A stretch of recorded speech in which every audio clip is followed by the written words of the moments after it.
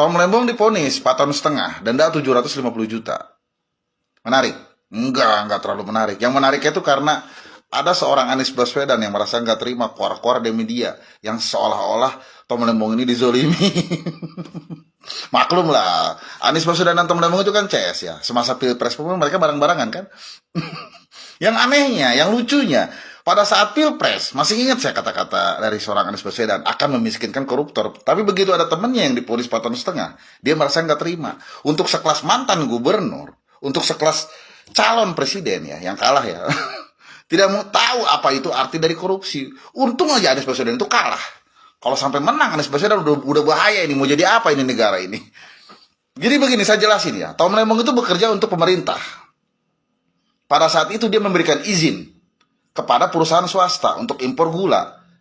Dia bekerja untuk pemerintah, tapi kenapa izin itu diberikan kepada swasta? Tidak kepada perusahaan-perusahaan negara. Tuh, jadi perusahaan negara mengalami kerugian. Di situ letak kesalahannya. Yang namanya korupsi itu bukan hanya memperkaya diri sendiri.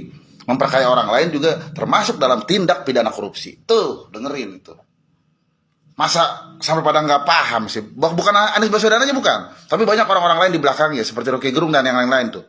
Banyak mereka yang nggak paham apa itu arti dari korupsi, dan untungnya barisan-barisan Anies Baswedan ini kemarin kalah di 2024, dan untungnya sekarang yang menang itu Bapak Prabowo Subianto. Kalau sampai Bapak Prabowo kalah, mau kayak gimana ini negara ini? Jadi nggak salah pilih saya pilih Prabowo Subianto. Lucu memang. Untuk sekelas korupsi aja dia nggak tahu.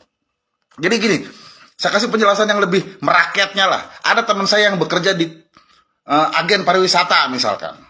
Dia bekerja di agen pariwisata sebagai marketing. Dia digaji oleh perusahaan tersebut, dia makan dari situ, dia kasbon tiap minggu. Tapi begitu ada order ya, butuh 3 bus untuk Jakarta ke Bali. Tapi orderan tersebut diberikan kepada perusahaan pariwisata lain. Ya kan? Memperkaya perusahaan lain. Kalau komisi kan dari belakang, nggak ada yang tahu. Itu namanya korupsi. Tuh, dengerin. Itu untuk yang lebih detailnya ya, seperti itu. Sama aja Tom Lembong juga berbuat seperti itu. Dia bekerja untuk pemerintahan, tapi izin diberikan kepada swasta.